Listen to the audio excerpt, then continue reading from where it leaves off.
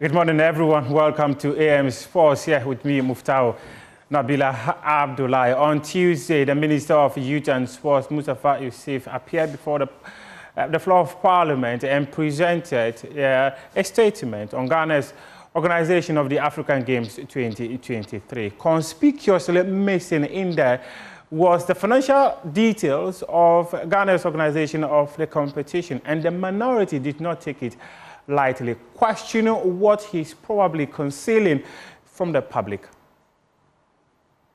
I have gone through the entire 15-page statement that the Honorable Minister has presented. There is no mention of how much this country has spent on the games. What is the Honorable Minister concealing from this House? What is he hiding? Why can't we be told? Already, we have raised concerns about the huge expenditure way beyond what this House approved. We know that about $195 million was spent on infrastructure. Then we intercepted documents that revealed that they had budgeted to spend $48 million on so-called operational expenses. The problem, Mr. Speaker, is about the value for money. For all the activities, programs, and all that were planned for the hosting of the event. We have spent not less than $245 million for this whole hosting of the event, and committed close to $195 million for infrastructure development. Mr. Speaker, we know for sure that $15 million was allocated to a company called M&L Company Limited for 18 days of feeding. Mr. Speaker, that amounts to 226 million Ghana cedis for 18 days. You cannot come here, deliver a statement without accounting for that $15 million for 18 days. Mr. Speaker, this is public money. Speaker, this is public accounts. This is public accounts. It's not for nothing that Article 187 of the Constitution provides that accounting for the usage of public funds should require some period. And indeed, it is 6 months after the expiry of the financial year that this should be properly accounted for. What it means is that after the event, you cannot say that within 2 weeks or 3 weeks, the minister should be able to come before this House and explain everything. Mr. Speaker, so the minority leader, fortunately, is an accountant, and he understands these things. Mr. Minority Leader, you cannot demand an audit now.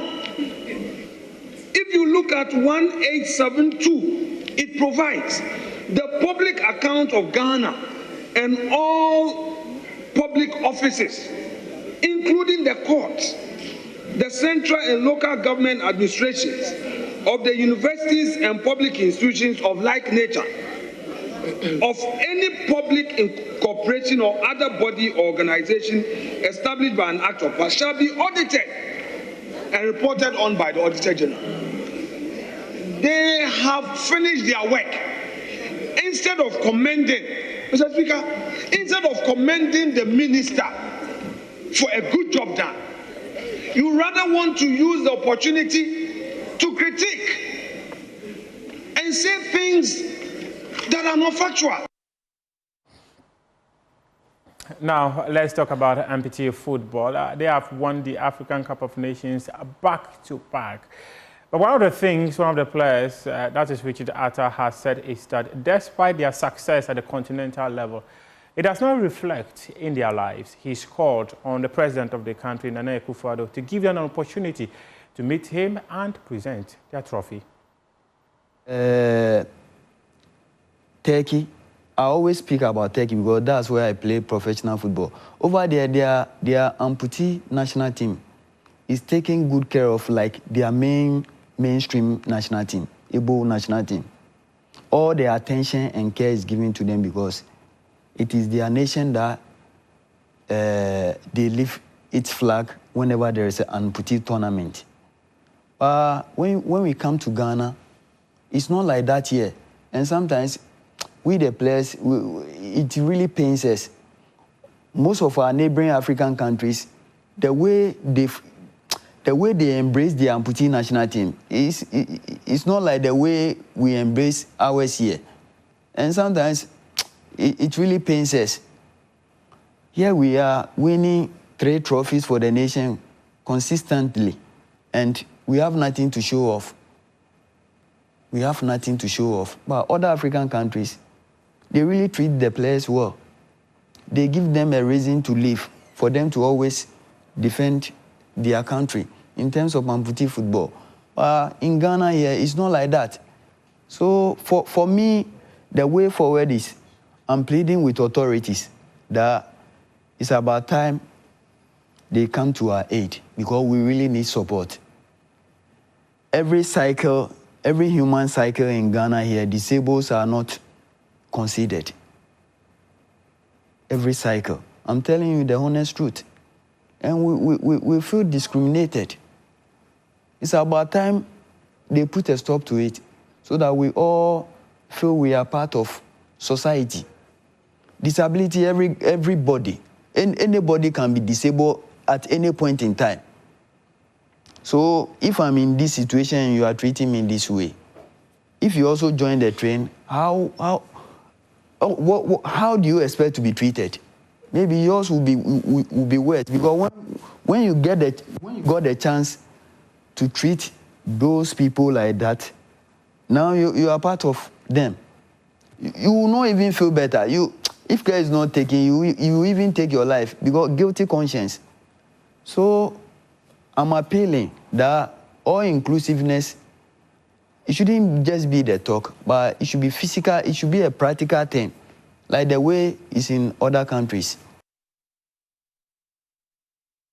The Ghana Football Association has rolled out what they describe as elite academy football, and President of the football governing body, Kurt Okraku, says that his office is committed to investing into the economy to ensure that they unearth the best talents to represent the country in future. You being the historic first batch of the FA Elite Academy, you should indeed happy and count yourself blessed to have been offered this opportunity, part of this school. Your FA is very much committed towards this project. Today, you would have the chance to be with our friends from FIFA, who have been very supportive of this Elite Academy. So when the request was made for us to bring you from Upper East part of this project, we didn't hesitate at all, because we thought it was important for you to hear, for you also to experience Pram Pram. What you have seen in Pram Pram is what we intend to do at the KTS Okraku in Congo Center. Life is a journey, and what you have seen in Pram Pram is a journey. We will go on that journey in a very good way to also invest in the technical center. Now, all of you have a chance to realize your dreams of being good footballers. You are being led by a good team. They are giving you all the tuition that you need. It's also important for you to be attentive and to learn as much as you can. The uniqueness of this academy also comes from the fact that we are not only giving you the chance to realize your dream of being good footballers, but we are also teaching you the laws of the game. Even at this tender age, giving all of you a chance also have to see yourselves as possible referees. So that if eventually, after year 3, you decide not to play football, you can decide to go that route and be good referees. So invariably, you're also part of the Academy Young refereeing strategy. I'll urge all of you to take your lessons seriously, both on the pitch. It's important you dedicate yourselves towards realizing your goals. Let's go to Douala, where the African Athletics Seniors Championships is happening. Ghana's Abdul Rashid Saminu and Mary Boache, they both made it to the final of the 200 meters in the men's and women's competitions.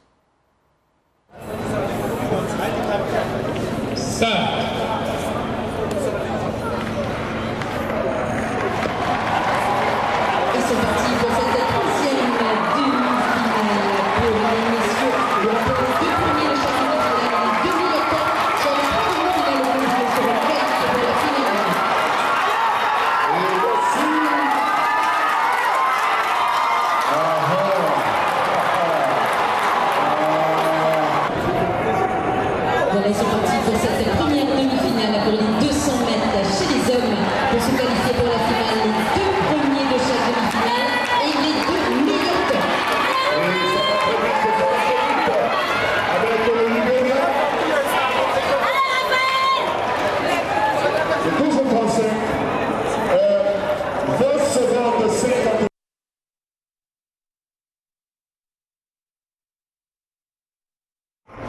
Et voilà, ils sont partis pour cette première demi-finale pour les 200 mètres femmes pour se qualifier pour la finale. Les deux premières de chaque demi-finale et les deux meilleurs temps au combiné. C'est parti très vite avec la Côte d'Ivoire et le Ghana. Attention, ça va passer encore très vite pour Togo qui va s'imposer. Et ils sont partis pour cette deuxième demi-finale pour les 200 mètres chez les femmes. Nous rappelons les deux premières de chaque demi-finale et les deux meilleurs temps sur les trois demi-finales seront qualifiés pour la finale.